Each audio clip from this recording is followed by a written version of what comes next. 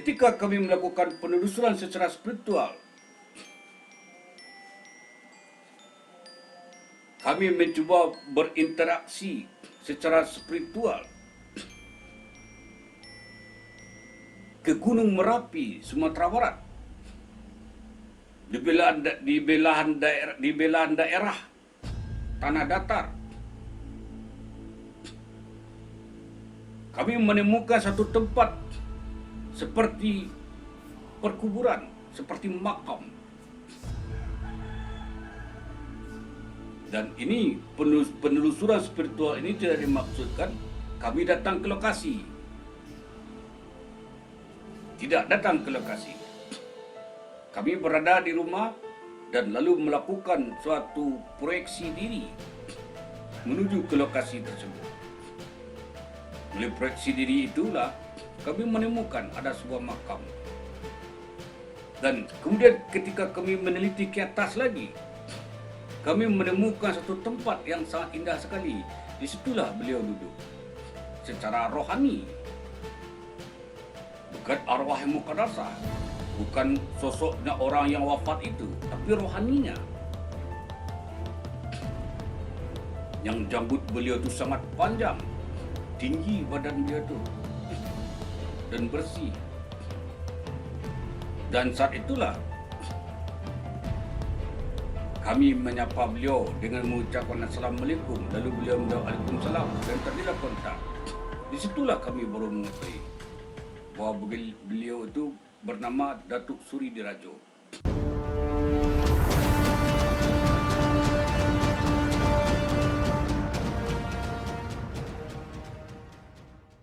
Salam Sakato.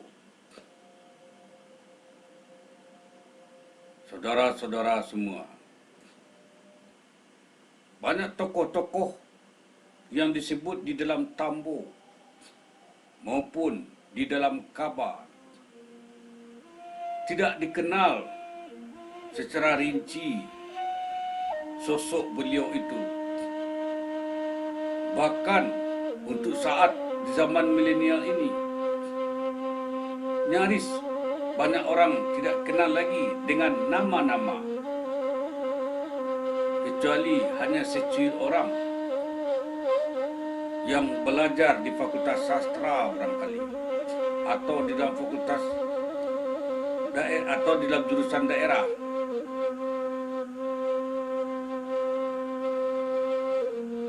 Jadi mungkin yang kenal hanya orang-orang di perguruan tinggi yang khusus mempelajari tentang adat budaya Minangkabau. Tapi secara umum galibnya orang tidak tahu beliau itu sesungguhnya siapa.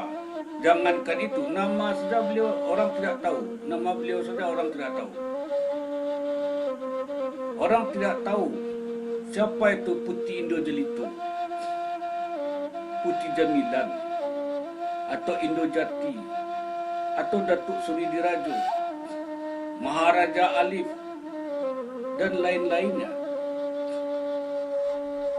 Secara umum orang masih kenal nama Datuk Perpati Nasabatang, Datuk Ketumanggungan, karena beliau berdua membangun sistem kelarasan di Minangkabau, sistem kepemerintahan di Minangkabau. Tetapi kadang-kadang anak muda tidak tahu, anak-anak milenial tidak tahu. Tahukah kalian Datuk Perpati Nasabatang? Mungkin mendengar nama itu terbengong-bengong ya. Karena di dalam tradisi Minangkabau tidak ada namanya munakib. Artinya sebuah cerita yang mengisahkan kehidupan seorang tokoh, semacam biografi. Untung saja tokoh proklamator kelahiran Minangkabau, Muhammad Hatta, mempunyai biografi yang dalam bahasa lain kita sebut munakib, yang masih kita baca sejarah kelahiran dan perjuangan beliau. Tapi tokoh-tokoh masa lalu seperti Datuk Perpati Nasabatang, seperti Datuk Ketemanggungan, seperti Datuk Suri Dirajo, seperti Putih Indo Jalito, dan yang lain-lainnya. Kita tidak mengetahui sejarah kehidupan dan perjuangan beliau. Tidak ada cerita munakib, tidak ada biografi. Sehingga kisah-kisah kehidupan beliau itu terputus-putus, samar. Ada khabar di Minangkabau yang membicarakan tentang keberadaan Bodo Kanduang, Cindua Mato, dan Tuanku. Kisah khabar Cindua Mato itu berpusat tokohnya kepada Cindua Mato. Tetapi dalam cerita itu tidak dijelaskan Bodo Kanduang itu siapa. Kemudian bujang Selamat Panjang Gombak yang dikabarkan kawin dengan Bodo Kanduang, melahirkan anak bernama Dikandang Tuanku Sultan Rumanduang. Versi khabar, versi Tambo lain lagi. Bodo Kanduang bukan kawin dengan bujang Selamat Panjang Gombak. Artinya apa? Seorang tokoh ada bermacam versi dalam kehidupannya. Bahkan status yang memangku nama Bodo Kanduang itu, contohnya tidak jelas orang siapa. Yang satu mengatakan orangnya ini, yang satu lagi mengatakan orangnya ini, yang satu lagi mengatakan orangnya ini. Tidak jelas. Ketidakjelasan ini membuat tokoh-tokoh di Minangkabau dulu kalanya menjadi kabur dan misteri. Oleh karena itu, di sini kita akan mencoba menyingkap, menguak misteri Minangkabau dengan cara spiritual. Kita menelusuri secara spiritual tokoh-tokoh tersebut. Kita menelusuri secara spiritual sosok-sosok dan keramat-keramat, kesaktian-kesaktian beliau. Namun tentu kita tidak akan membicarakan tentang munakib, tidak membicarakan biografi beliau. Karena tidak ada suatu kemampuan yang besar penelusuran secara spiritual membuat sebuah munakib sosok yang sangat misterius, yang sangat kabur, yang tidak jelas riwayatnya secara terperinci dan tidak ada ditulis orang. Kalaupun ditulis, itu hanya bentuk khabar, seperti khabar Cindua Mato, seperti khabar Anggunan Tongga, dan khabar-khabar lainnya jatuh kepada khabar.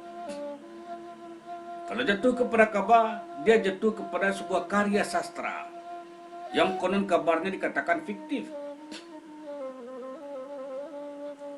Sinilah masalahnya di Minangkabau. Kekuatan tutur, kekuatan bercerita, kekuatan berkhabar, bukan kekuatan menulis, yang akhirnya apa yang dituturkan itu untuk generasi-generasi berikutnya terpotong-potong. Bahkan pada penuturan berikutnya mungkin dia akan mengarang lagi secara imajinatif gambaran tentang sosok tersebut, karena dia tidak tertulis. Maka banyaklah orang membuat cerita-cerita masing-masing tentang satu sosok tokoh saja. Nah, di sini kita akan mencoba membicarakan satu sosok tokoh, yaitu Datuk Suri Dirajo.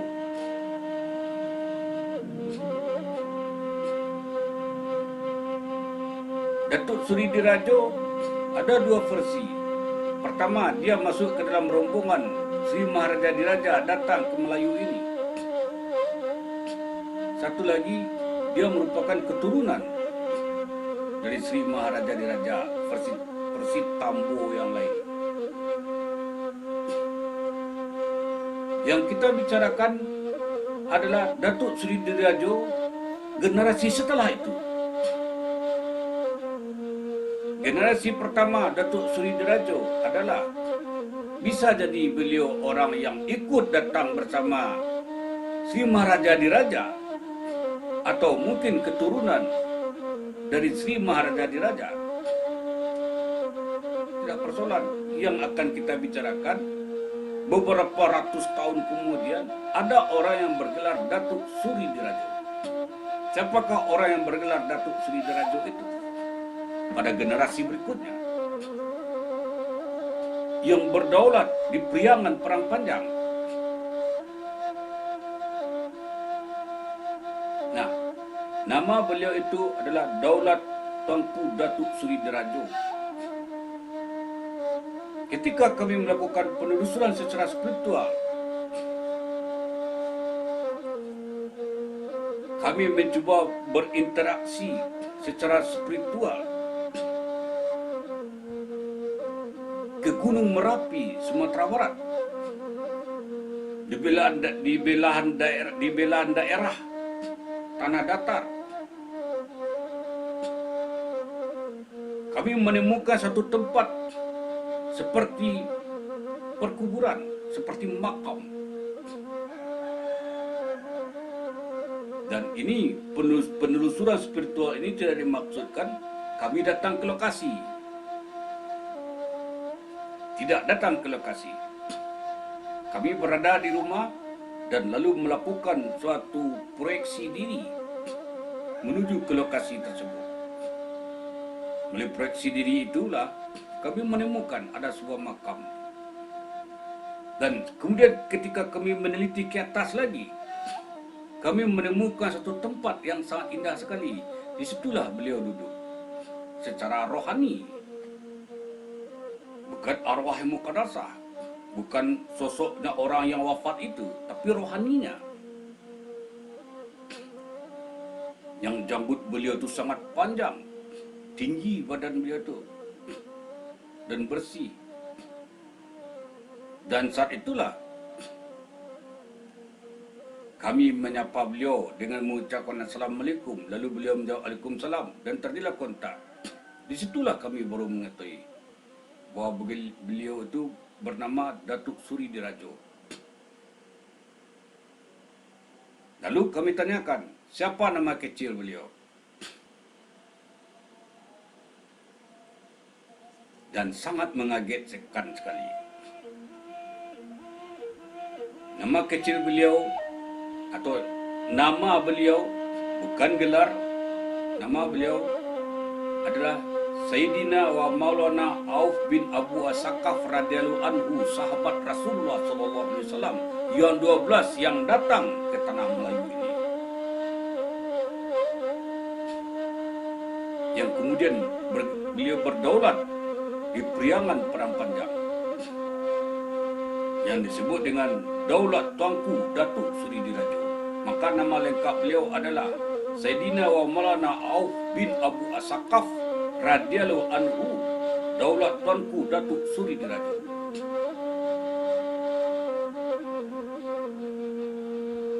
Dan beliau itu tentu bukan kaum orang di sana, di Priangan. Beliau itu adalah pendatang. Tetapi kemudian beliau dikawinkan dengan seorang putri bangsawan di sana. Itu istilahnya, putri bangsawan di daerah itu. Nah, anak-anak keturunan beliau itulah kemudian menyebar ke daerah lainnya, ke bawah. Yang semula dekat kaki Gunung Merapi, bagian tanah datar itu. Di situ tempat beliau, kemudian turun ke bawah lagi. Sampai ke bawah. Dan disitulah kemudian beliau menurunkan gelar-gelar Datuk Suri Dirajo dari generasi ke generasi. Sehingga beliau mempunyai 23 silsilah keturunan ke bawahnya yang bergelar Datuk Suri Dirajo. Dan sampai sekarang masih ada orang yang bergelar Datuk Suri Dirajo, yang menerima gelar Datuk Suri Dirajo tersebut.